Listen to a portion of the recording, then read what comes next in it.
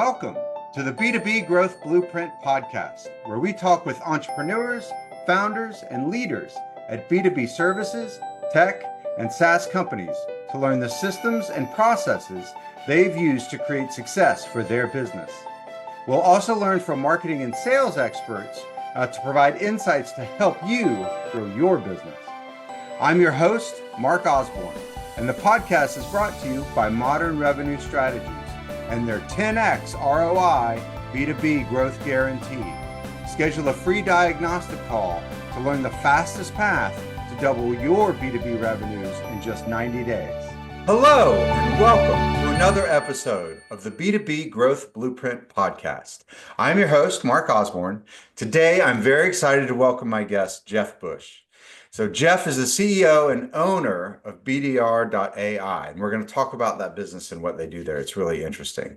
He has over 30 years of experience in business development and lead generation. He's built and scaled multiple successful ventures in both B2B and B2C markets, recently acquiring BDR.ai, which is a cutting-edge platform designed to revolutionize the way small business owners and top sales leaders engage with their markets. BDR.ai provides an AI-powered outsourced business development representative service that enhances sales activities by automating prospecting and engagement. So Jeff, welcome to the show. Thanks for having me, Mark. Excited to be here. Yeah, so we've had a chance to catch up a couple times and have some conversation. I know you've got a really interesting sort of background. Why don't you share, with our audience sort of your entrepreneurial journey and some of the twists and turns that brought you to where you are today?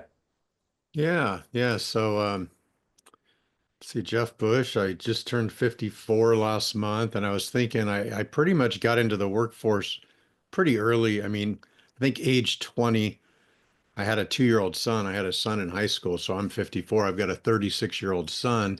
So he was born when I was a senior in high school. So I kind of was going to junior college for a couple years, thought I wanted to be an attorney. Parents Okay. said I was a great arguer, like and I was, a little above average IQ. So I'm like, I'm going to be an attorney. But I drop out of college and I go, where can I go make money? And I knew like if you own a business, those guys make a lot of money. So maybe I'll own a business, but I don't know anything about it. But I heard, you can make a lot of money in sales. So, I took a sales job, um, making a couple $1,000s a month in the early 90s, and so anyways, cut my teeth on cold calling. So they would Yeah. give us a list of names to call, and we were calling car dealerships selling advertising. And there's 20 salespeople in the room, and I'm brand new, and I'm working harder than all of them. So within a few months, I'm like in the top three. And then they go, "Hey, Jeff, I think you'd be a good manager. You seem to be a good coach." So I got moved. I only did sales for maybe 6 months, and then they put me into management. All of a sudden, I have 10 salespeople on my team, and Uh-huh. one guy's like 70 years old. I'm like 21, and I'm Uh-huh. managing a 70-year-old man that, anyways, so that was interesting, learning sales management and learning to be a better leader, sales. And then I get involved in marketing and adjusting the products. Sales has their ear to the ground. So I'd hear from the customer, hey, here's what they want.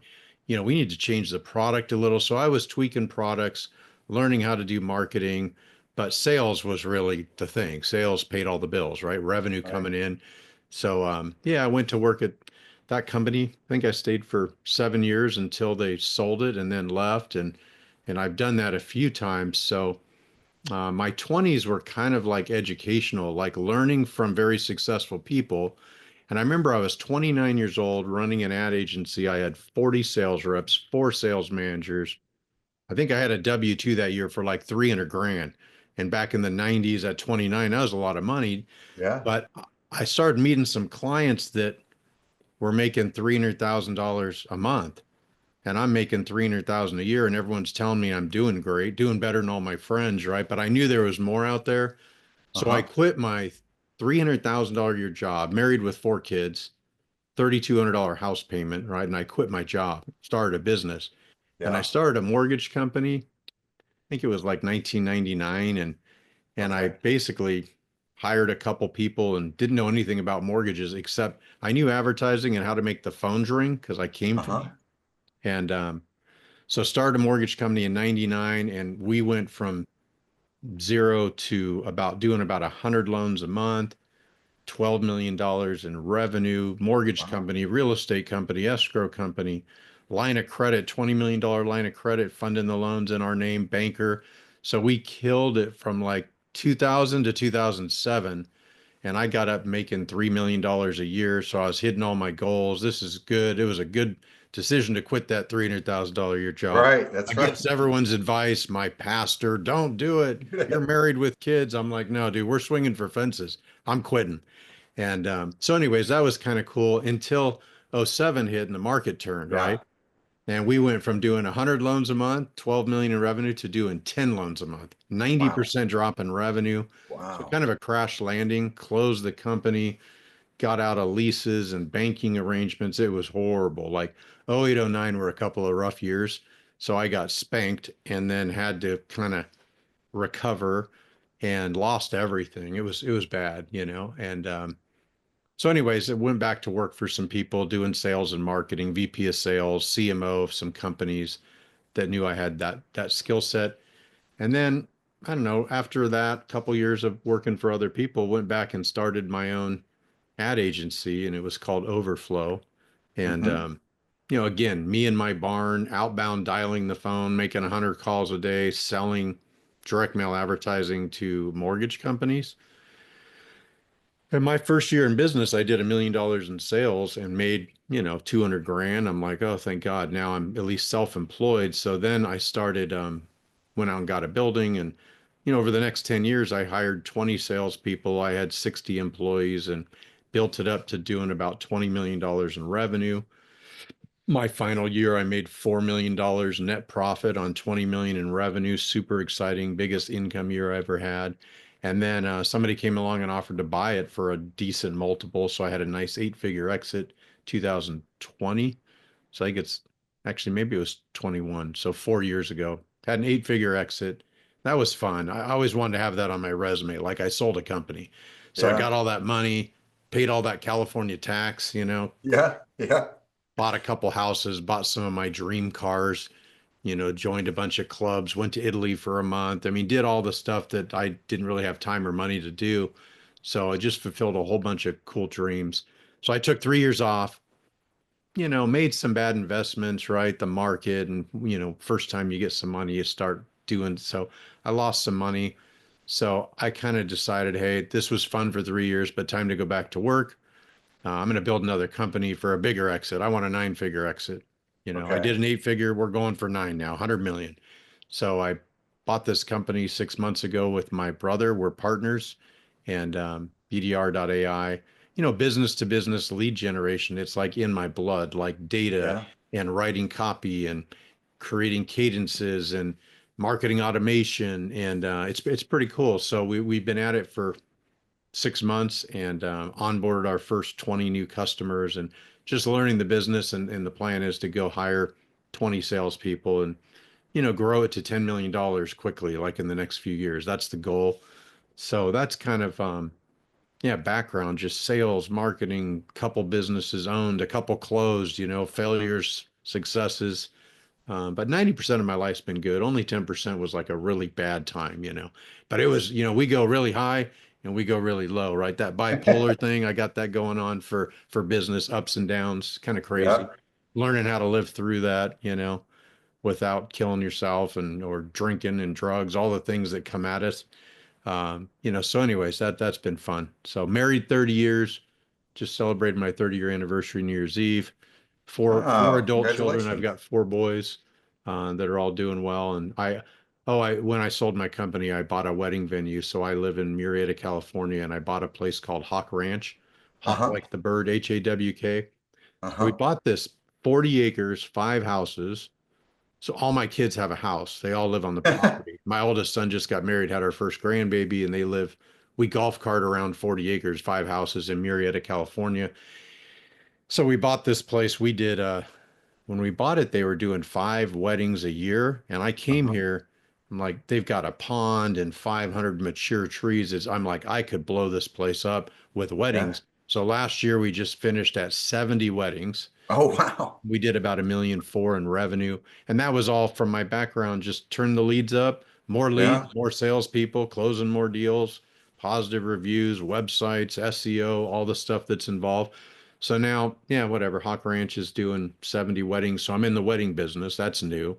So it's funny. I've gone mortgage company was B2C, ad agency B2B, wedding company definitely B2C, selling bridezillas. Yeah. Not bridezilla, it's the mom that's the problem. I've learned. It's the mom. Okay. Okay. So anyways, the brides are fine. It's their mothers that are difficult because they're trying to impress all their friends for the wedding. Anything goes wrong, it makes them look bad. It's pretty funny.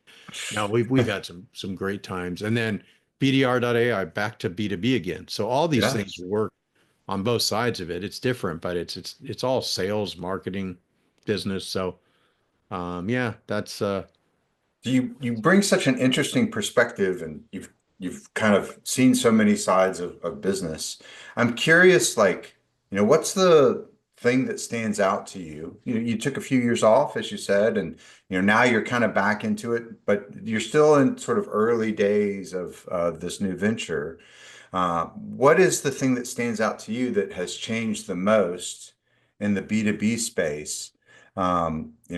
From previous agency to now, the work that you do in building BDR.ai. mean, I would say technology. If you just look at how fast it's coming at us, right? And Yeah. with technology comes CRM, Salesforce, HubSpot, and then social media. You're like, really? Like, do I have to have 10,000 followers on LinkedIn and 1 million followers on Instagram to build a business? So it's Right. weird how technology, social media, and how everything's basically done on the web. And people's minds have changed. They really don't want to talk on the phone anymore. I mean, my kids are like, first they stopped answering their phone with no voicemail. They don't have a Sure. voicemail. They don't want to respond.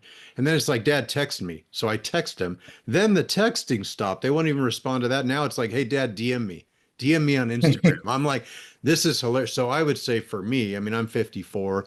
I'm not young. I'm not too old. I'm pretty up on technology, but that's probably the biggest change is how much technology's changed how people interact with each other. Social media, text, emails kind of like fading out, right? I mean, Yeah.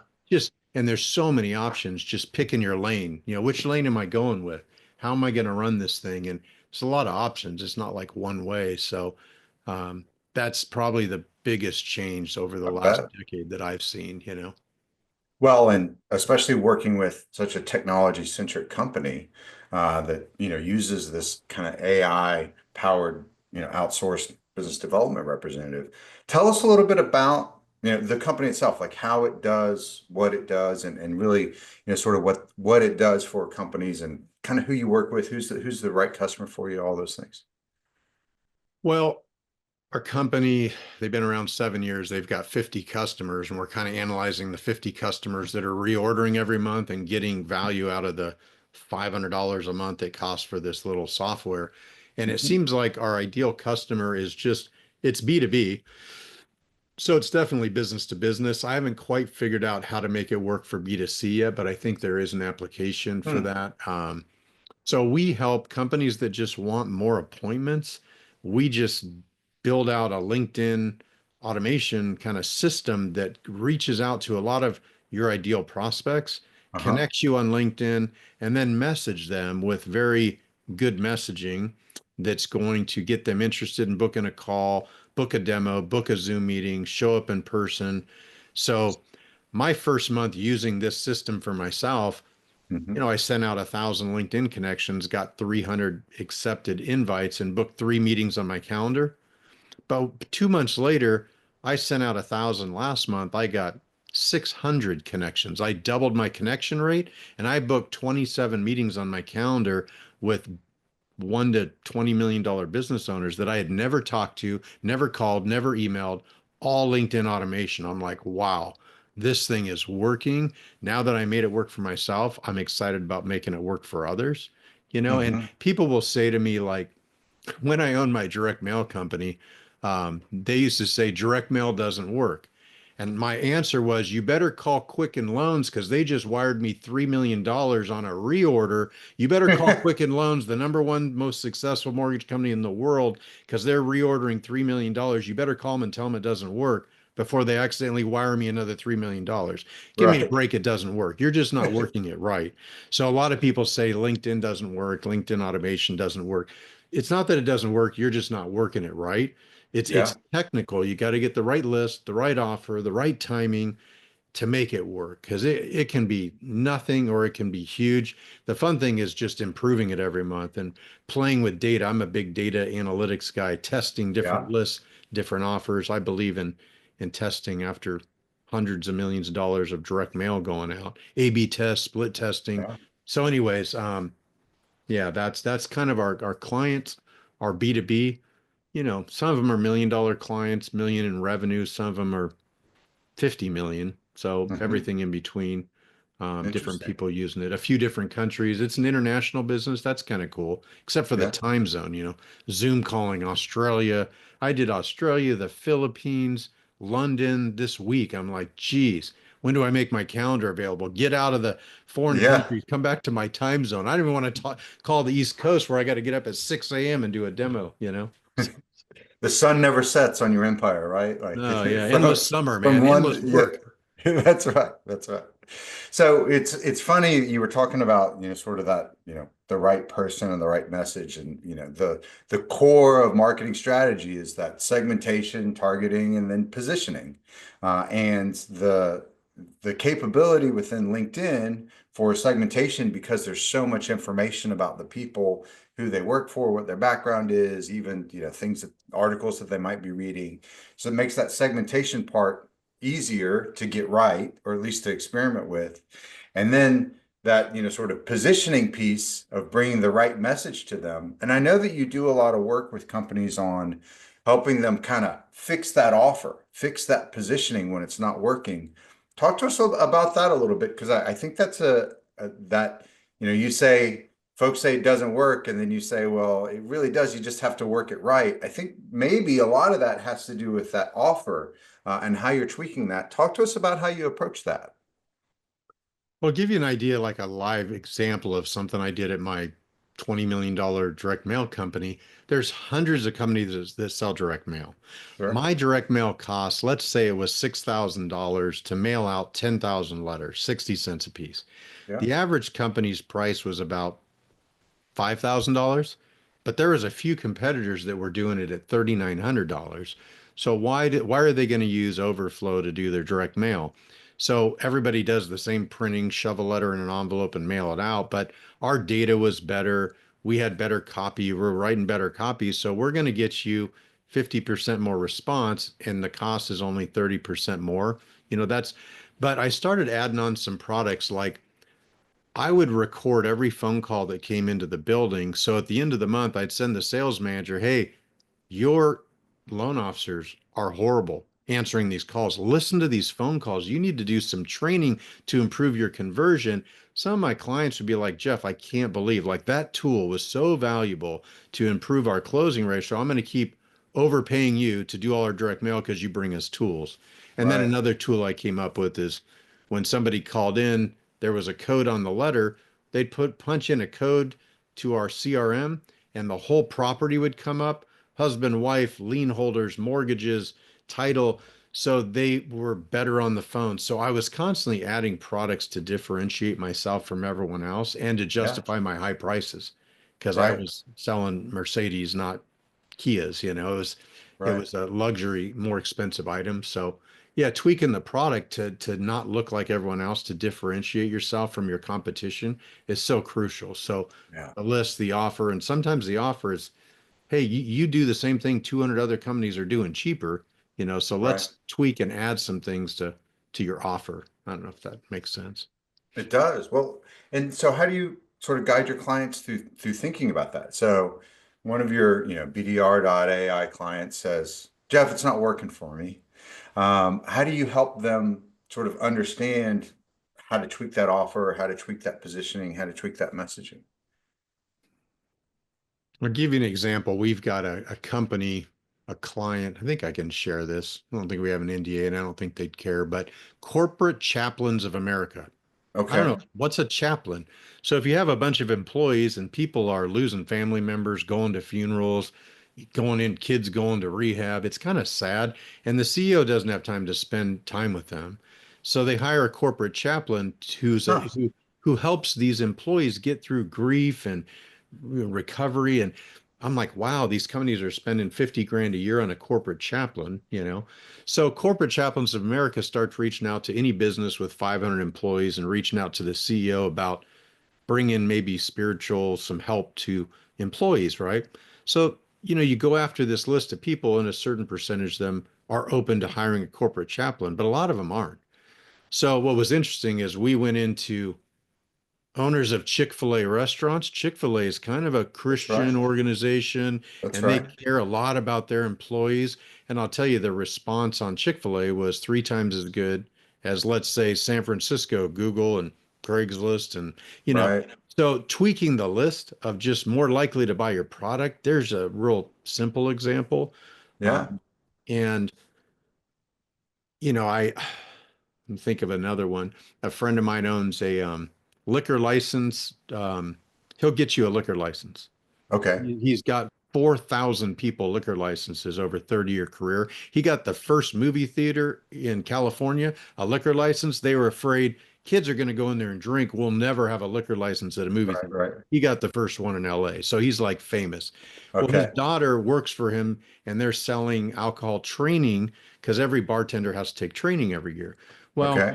when we're looking for a list, how many bars and restaurants are in California? Thousands, right? Yeah. So Yeah. we start with a vague, big list, but we go, hey, your daughter is rare. Only 10% of people in the bar, restaurant ownership business are women. So we put her in a group called Women of the Vine and Spirit.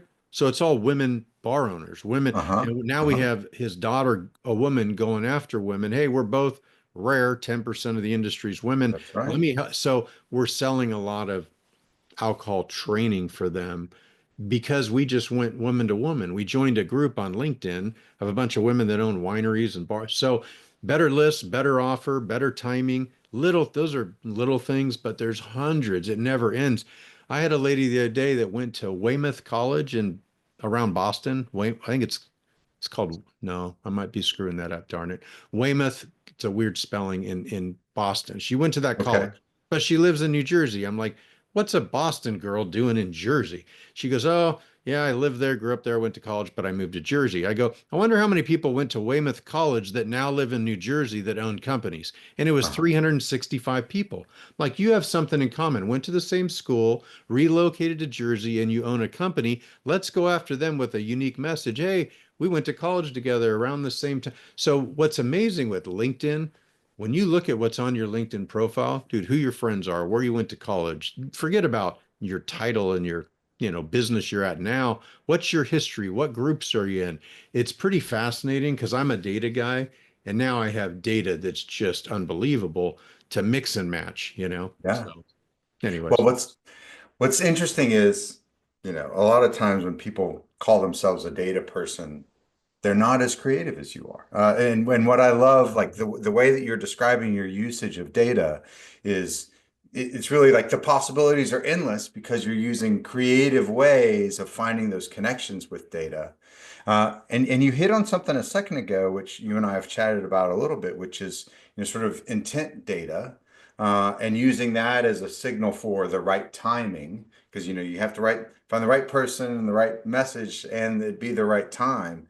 And I know you've got some specific opinions on intent data and its value for identifying the right time. Talk to us about that a little bit because that gets a lot of attention, with folks in sales and marketing of, oh, I got to buy this really expensive intent data in order to, find people that are in market. What have you seen there? Yeah, so I mean, the biggest data company in the world right now is Zoom Info. They did $1 billion in revenue. I think they're valued at 10 times revenue. They might sell for $10 billion. And you Yeah. call Zoom Info and you spend $20,000 a year for data. It's a lot of money. And they have this thing called intent data. So if somebody Googles sales training, then Sandler Sales Institute could say, hey, I want to buy a list of all the people intending to buy sales training.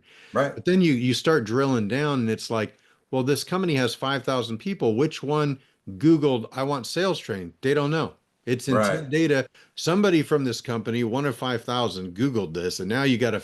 So I'm like, it's good data, but it's not a lot of data and marketing. I've been around this for 30 years. Is such smoke and mirrors. Everybody's got the next greatest thing, saying something. Can't tell you how many people I talk to every day that goes, I bought this product 3 times. I spent 1,000, 2,000. I never got one lead. No, not one appointment. You guys are all scam artists. It's true. There's a lot of scammers in digital marketing, and I guess maybe because it's easy to get into. So data, getting concrete results, show me the money. How many appointments did I get for $500? I got Yeah. 5. And you sold one $20,000 deal. You just paid for this for the next 7 years. Right. Right. I'm about ROI.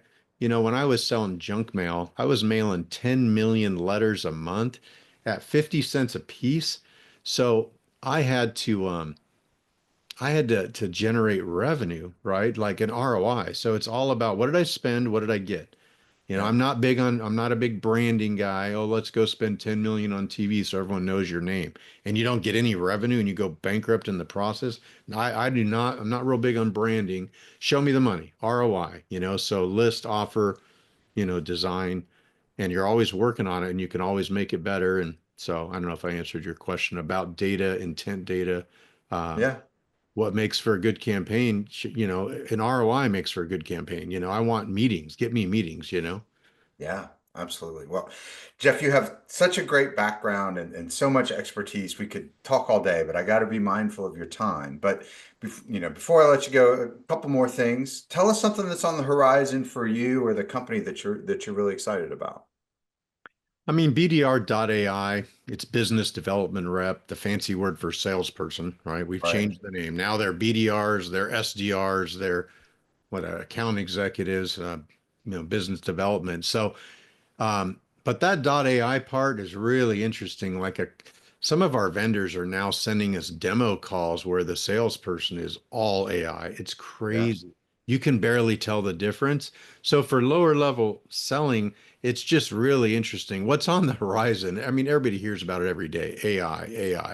I mean, it started with I watched a movie on Amazon and they send me 5 more movies that I'll probably like. That's what Yeah. I think of when I think of AI. They started doing it at a big level 10 years ago. Um, but anyways, I think that what's on the horizon and it's exciting about what's coming down the pike. We're not going to all be replaced by robots, but there are some low level things that can be replaced. When we sell this license for $500 a month, it's like we're going to save your sales rep about 100 hours a month. That's how long it would take him or her to go on LinkedIn, connect with 1,000 people, send a message, send a video, follow up. I had one the other day that said, hey, Jeff, I connected with you 3 months ago on LinkedIn, but sorry I haven't been able to connect with you. I just booked a meeting on your calendar. Thank you for being so persistent. And I'm laughing. I'm like, I'm a flake. I'm not persistent. The artificial intelligence, the AI, kept messaging once a week, once every 2 week, good messages. And it got him to book a call where I wouldn't have called him 12 times or sent him 12 Right. messages. So AI can be more consistent and persistent than a sales rep can. So I like that part of it, filling in the holes where salespeople are maybe not, as strong. So the automation, it's not going to replace someone, but it's going to help. So Yeah. So for those of our audience that have been listening and they're like, man, I could really see the value in having this, AI empowered business development rep for my business. Like, give us the pitch. Like, tell us a little bit about who you work with. You talked a little bit about the types of companies and the types of solutions, but like, who should call you? What's the best way for them to get in touch? I mean, who should call me is anybody that needs B2B more appointments, more demos, more sales. I mean, we have a part of our company just sells data. If you want a list of, give me 10,000 owners of IT companies in San Diego that do 2 million in revenue and up, we've got all the B2B data, emails, phone numbers, cell phones. So we sell data and then we sell the LinkedIn connection program. That's kind of the thing that we're really good at is Hmm. build the data, connect to the right people, and send the message. So anybody that wants more B2B leads, the thing's $500 a month. It's pretty cheap. And so that's pretty much our target customer. The way to get a hold of me, I mean, you can email me at jeff@bdr.ai and I'll respond directly, or go to the website.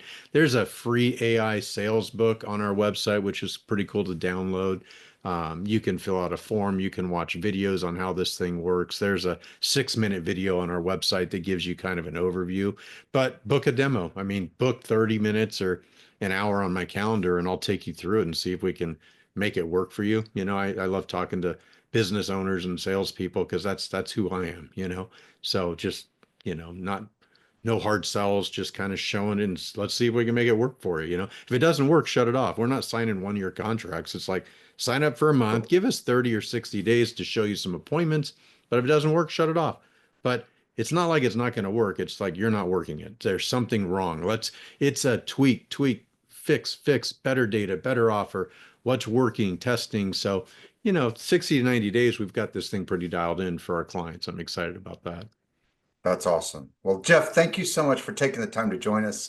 I've learned a lot from talking with you and chatting with you. It's very exciting opportunity there. Awesome. Yeah, thanks for having me, Mark. It's fun. All right. Talk to you soon. Okay, thanks. Thank you for joining this episode of the B2B Growth Blueprint Podcast. We hope you've gained insights to grow your business. If you enjoyed this discussion, please rate, comment, like on your favorite platform, and share to others who will find it useful. Do you know a CEO, founder, or leader at an early stage B2B services, tech, or SaaS company who would like to be a guest and share their story? Send us a note. Let's schedule a conversation.